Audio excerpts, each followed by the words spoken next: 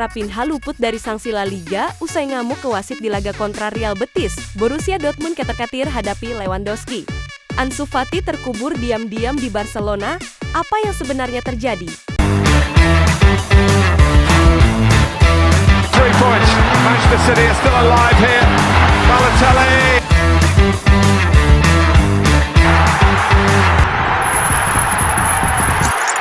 Raphinha luput dari sanksi La Liga usai ngamuk ke wasit di laga kontra Real Betis. Barcelona hanya mampu meraih 1 poin saat menjamu Real Betis di Estadi Olympique Luis Companys, Minggu 6 April 2025, dini hari. Pertandingan berakhir imbang 1-1 dalam suasana penuh ketegangan. Hasil tersebut menjadi kekecewaan bagi pasukan Hansi Flick. Mereka gagal memanfaatkan kekalahan Real Madrid dari Valencia. Salah satu momen panas terjadi setelah peluit panjang dibunyikan. Raphinha menunjukkan reaksi marah yang sangat emosional terhadap wasit. Meski insiden itu cukup serius, Raphinha dipastikan tidak akan mendapat hukuman dari La Liga. Ia dinilai beruntung bisa terhindar dari sanksi resmi. Pada menit-menit akhir pertandingan, Barcelona mendapatkan tendangan sudut, namun wasit Jesus Gil Manzano langsung meniup peluit tanda akhir laga. Keputusan itu membuat Raphinha naik pitam. Ia langsung meluapkan amarah kepada asisten wasit. Pemain asal Brasil itu terlihat melontarkan kata-kata keras. Ia bahkan mencoba mendekati Manzano dengan penuh emosi. Rekan setimnya, termasuk Marc-Andre ter Stegen yang sedang cedera, mencoba menenangkannya. Pelatih Hansi Flick juga terlihat menahan Raphinha agar tidak memperkeruh suasana. Meski tindakannya jelas terekam kamera, Raphinha tidak mendapat hukuman. Wasit tidak mencatat insiden itu dalam laporan pertandingan. Menurut laporan dari Mundo Deportivo, tidak ada tambahan laporan resmi dari wasit. Itu artinya, Raphinha lolos dari potensi larangan bermain. Hal ini menjadi berita positif di periode krusial musim. Barcelona sangat membutuhkan semua pemain inti mereka dalam perburuan gelar, termasuk Raphinha. Meski sempat emosi, penampilan Raphinha musim ini sangat impresif. Ia menjadi pemain kunci Barcelona di bawah asuhan Hansi Flick di La Liga. Raphinha telah mencetak 13 gol dan menyumbang 8 assist. Di Liga Champions, ia lebih gemilang dengan 11 gol dan 5 assist. Performa luar biasa ini membuat namanya mulai disebut dalam perbincangan Ballon d'Or. Jika konsisten, ia bisa jadi kandidat kuat pada akhir ke 2025.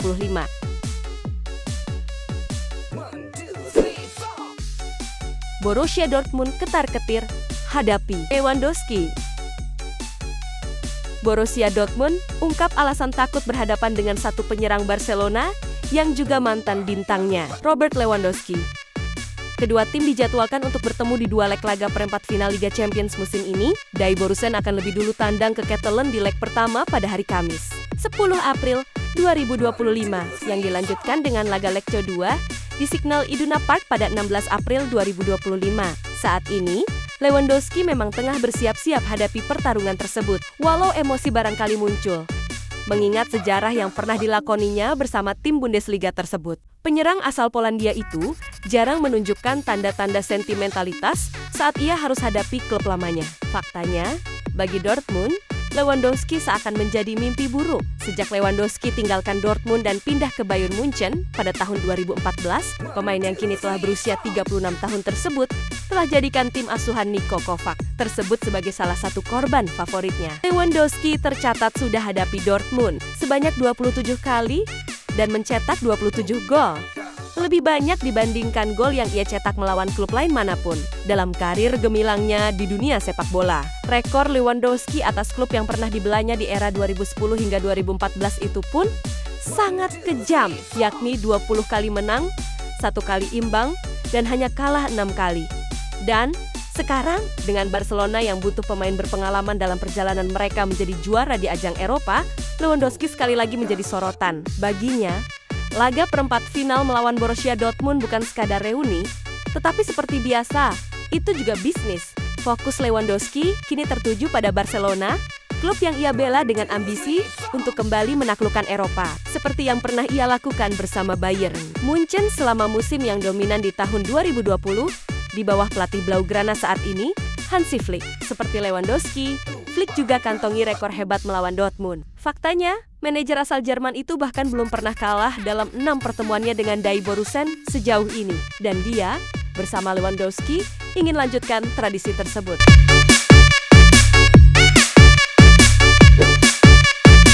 Ansu Fati terkubur diam-diam di Barcelona. Apa yang sebenarnya terjadi?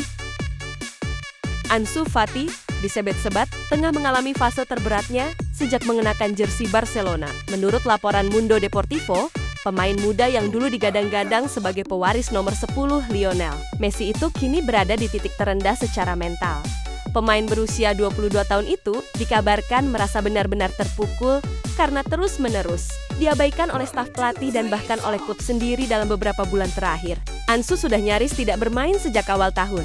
Ke 2025, kali terakhir dia tampil adalah saat menghadapi Barbastro di ajang Copa del Rey pada 4 Januari. Dan itu pun hanya selama 28 menit.